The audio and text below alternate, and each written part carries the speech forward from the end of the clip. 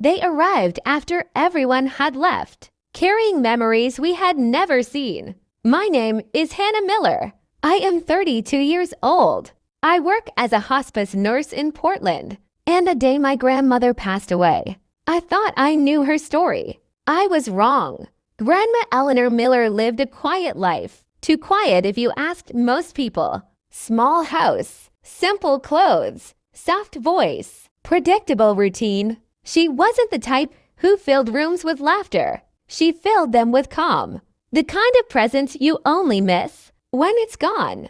Our family wasn't very close. We visited on holidays, called on birthdays, sent flowers when we forgot to call. Love existed, but it was scheduled. She never complained, never asked for more visits, never reminded us we were late, never said she felt alone. Just tea at 4 p.m., windows slightly open, knitting basket beside her chair, waiting quietly. When she passed, it was peaceful. No machines, no panic, just one long breath and stillness. I was on shift that night, not as her granddaughter, but as a nurse, holding her hand, counting her breaths, watching the monitor fade. Professional outside, breaking inside. The funeral was small, family in the front rows, polite tears, formal hugs. People spoke kindly. She lived simply. She minded her own business. She never troubled anyone. Safe words, distant words. Then something unexpected happened. After the service ended, after most guests left, a group of strangers walked in. 5 adults, 2 teenagers, 1 little girl holding white Lila. They looked nervous, but determined.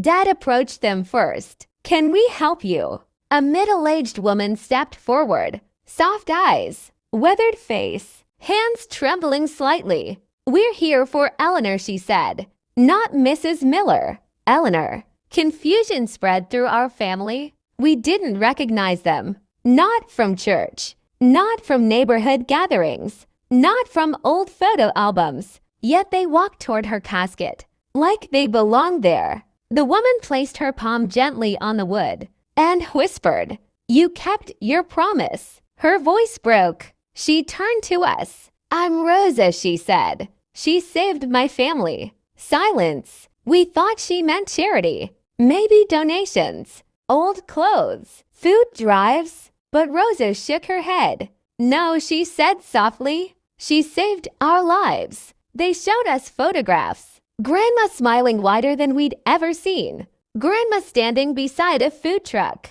Grandma holding a newborn baby. Grandma painting walls in a tiny apartment. Mom covered her mouth. Dad stared in disbelief. "That's not possible," he whispered. But it was. For 20 years, Grandma had another life. Rose's husband had died suddenly. No insurance, no savings. 3 kids. Eviction notice. They were days from living on the street until a quiet older woman knocked on their door with groceries, an envelope of cash, and a plan. She said. Rosa smiled through tears. "No one survives alone." Grandma helped them find housing, used her savings for their rent, drove the kids to school, taught Rosa bookkeeping. She never asked for recognition, only progress. She came every Sunday, Rosa said, brought pancakes, checked homework, listened to our worries. The teenagers nodded. "She taught me math," one said. "She came to my graduation," said the other. The little girl stepped forward. "That's my Nana Ellie," she said proudly. My chest tightened. Nana. They weren't the only ones. Behind them stood others. A former coworker, a single father, a veteran, each with a story, each with photos, each with gratitude. Our quiet grandmother had built a second family, not by blood, by presence. Dad sat down heavily. "She never told us," he murmured. Rosa smiled gently. She didn't want applause. She wanted outcomes. Memory after memory unfolded. Scholarship payments made anonymously. Utility bills paid quietly. hospital visits no one knew about, birthday cards signed from a friend who believes in you.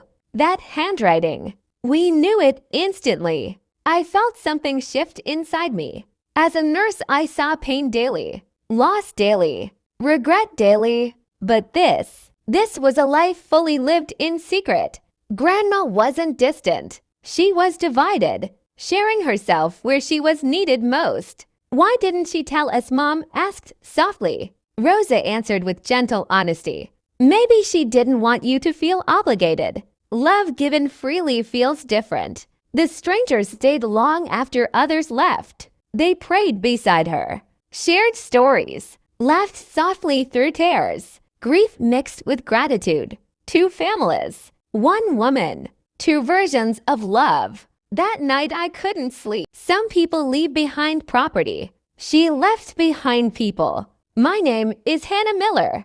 I am 32 years old. I work as a hospice nurse in Portland, and the letter my grandmother left me felt heavier than any inheritance. I opened it at sunrise, hands unsteady, heart louder than silence. Her handwriting was careful, measured, familiar. My dearest Hannah, if you're reading this, it means two things. I'm gone, and you're ready. Tears blurred the ink. I took a breath and kept reading. You always noticed what others didn't. That is why I'm trusting you with the truth. Love is not measured by who stays close. It's measured by who shows up when needed most. Images from yesterday flooded back. Rosa, the children, the photos we never saw. I never wanted to families, but life placed me where I was required. You all had each other. They had no one. I felt shame.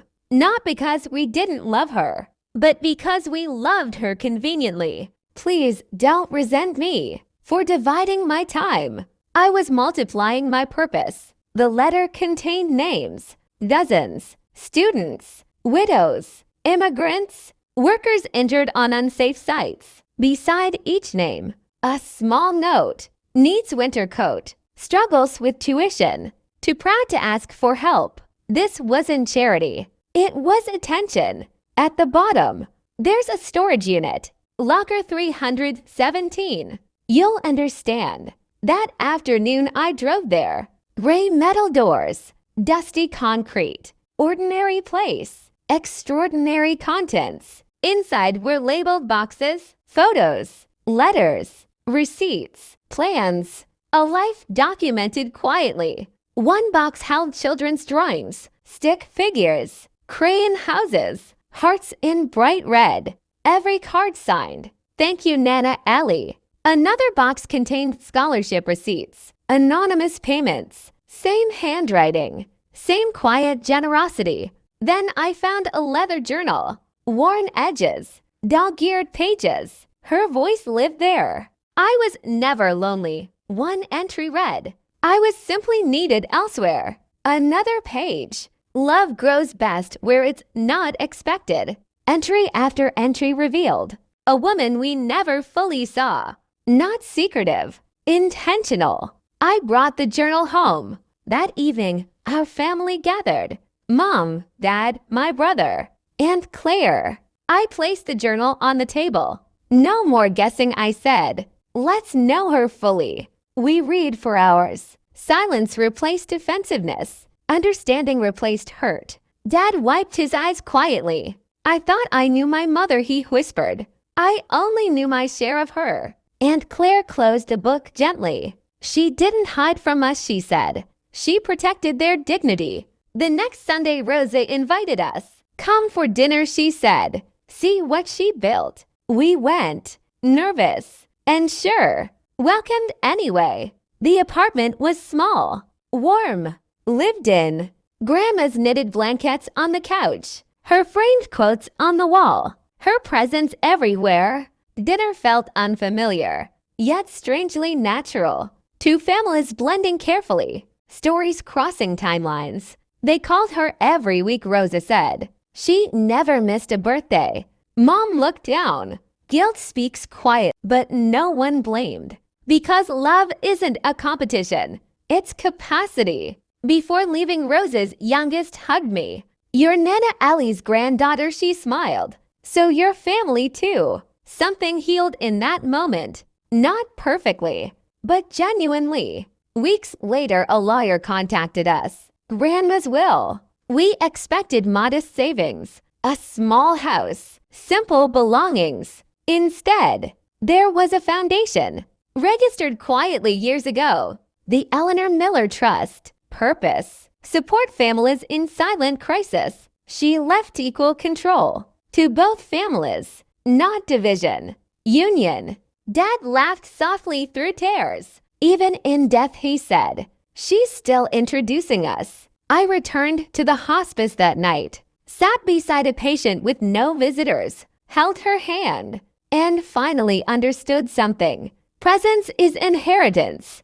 Grandma didn't leave wealth. She left witnesses. And I promised myself her story wouldn't stay hidden again. If this story moved you, please like, subscribe, and share. So quiet love and hidden lives are never forgotten.